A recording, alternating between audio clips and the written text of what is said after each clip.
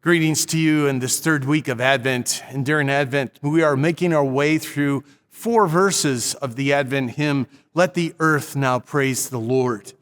Verse 5 of this hymn reads, Bruise for me the serpent's head, that set free from doubt and dread, I may cling to you in faith, safely kept through life and death. When you think about Christmas, you don't always think about warfare. In fact, we would like for warfare to be the furthest thing from our minds as we think about Christmas. But if you think more deeply about it, Christmas was necessary so that Jesus could take on his warfare against sin and death and the power of the devil. And to do that, he had to become flesh and dwell among us. And that's what we celebrate at Christmas. But that's not the end. It's so that he could give us the rescue from our enemies, sin, death, and the power of the devil.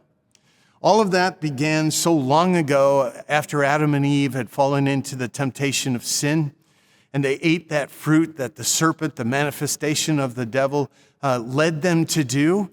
And God's promise right away in Genesis 3 was, I am going to send the one descendant from you, Adam and Eve, who is going to come and crush the devil's head. There is warfare involved in this Advent and Christmas season. So Jesus came into this world, and through his perfect life and innocent death and through his resurrection, he has given us the victory.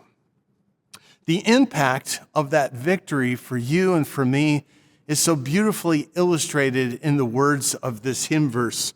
Those words that say, that set us free from doubt and dread, I may cling to you in faith, safely kept through life and through death. We all long for peace and safety, don't we? We want a peaceful, joy-filled life. And yet it seems day after day, we're always confronted by those things that are trying to steal that joy from us. There's the report of another crime or another war or another person getting a cancer diagnosis, or maybe it's another family that's ripped apart through difficulties in relationships. A wonderful Christmas celebration isn't going to be the fix for those things, but Jesus is. Jesus is the one who's promised that when he comes, he brings the perfect fix, not a temporary holiday moment, but the perfect fix for us. And so all of that requires for us to have faith, to say, even though the present circumstances don't show me all that greatness, yet my faith clinging to Jesus' return gives me that confidence that I will have what I want to have. St. Paul said in Romans chapter 3, the righteousness of God is given by faith in Jesus Christ to all who believe. Advent requires faith.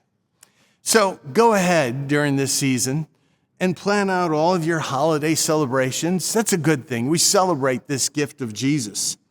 But remember to connect all of those celebrations to the thing that will matter the most, Jesus coming back to give us that victory as he crushes the devil's head. That is our Advent joy.